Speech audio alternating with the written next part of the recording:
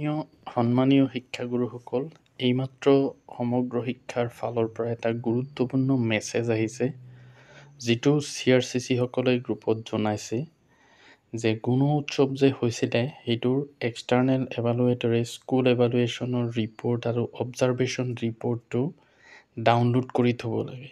হয়তো এইটো আগলৈ কামত আহিব। তো মই এইটো ভিডিঅ'ত কেনেকৈ ডাউনলোড কৰিব লাগিব আৰু নিৰ্দেশনাটো কি আছে সমগ্ৰ দেখুৱাইছোঁ।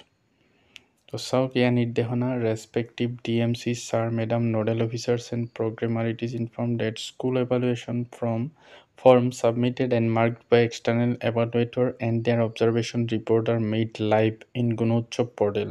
Kindly inform concerned schools to download the same by schools login. Please treat it very urgent. Regards. তো ইয়াত জনাইছে যে স্কুল এভালুৱেশ্যন ৰিপৰ্ট যিটো এক্সটাৰ্নেল এভালুৱেটৰে দিছিলে আৰু অবজাৰভেশ্যন ৰিপৰ্ট সেইটো ডাউনলোড কৰি থ'ব কৈছে। সেইটো ভৱিষ্যতত হয়তো দৰকাৰ হ'ব, সেইকাৰণে।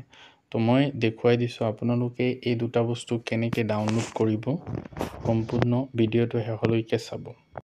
প্ৰথমতে গুগল ক্ৰমত গৈ এনেকৈ লিখিব গুণোৎসৱ 2024.in আছাম। তাৰপিছত এনেকৈ এটা পেজ খোল খাব য'ত লিখা আছে, চাব ফাৰ্ষ্ট যিটো হেৰি আছে আছাম গুণোৎসৱ, তাতে ক্লিক কৰিব। কৰাৰ পিছত এনেকৈ এটা পেজ খোল খাব। তো লগইন যিটো অপশ্যন আছে তাতে ক্লিক কৰিব। লগইনত ক্লিক কৰাৰ লগে লগে এনেকুৱা এটা পেজ খোল খাব য'তে আপোনাৰ থাকিব ইউডাইছ কোড আৰু পাছৱৰ্ড। তো আপোনাৰ স্কুলৰ ইউডাইছ কোডটো লিখিব আৰু গুণোৎসৱৰ যিটো পাছৱৰ্ড আছিলে সেইটো দিব।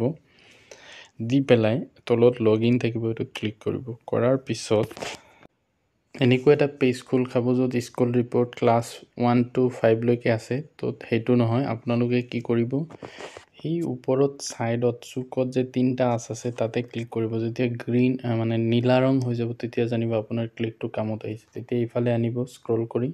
তো ছাইডত কি কি লিখা আছে চাব, dashboard school evaluation form external evaluator school report, সেইটোত ক্লিক কৰিব। কৰিলে এনেকুৱা এটা পেজ খোল খাব।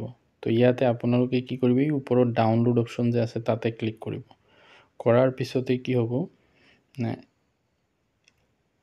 এনেকুৱা এটা অপশ্যন আহিব। তো আপোনাৰ গোটেই ৰিপৰ্টটো ডাউনলোড হৈ যাব। তাৰপিছত এইটো বেক কৰিব, যিহেতু এইটো স্কুল ৰিপৰ্ট ডাউনলোড কৰিলে। এতিয়া আৰু এটা আছে এক্সটাৰ্নেল এভালুৱেটৰ অবজাৰভেশ্যন ৰিপৰ্ট, সেইটো কেনেকৈ কৰিব, সেইটোতো এই তিনিটা ডটত ক্লিক কৰিব। তো তেতিয়া এইটো আহিলে এক্সটাৰ্নেল এভালুৱেটৰ অবজাৰভেশ্যন ৰিপৰ্টত ক্লিক কৰিব। তো এই পেজটো খোল খাব। এইটো ডাউনলোড নহয়, এইটো আপোনালোকে ভালকৈ স্ক্ৰীনশ্বট মাৰি PDF বনাই থৈ দিব। তো এইখিনি আছিলে গুৰুত্বপূৰ্ণ ইনফৰমেশ্যন।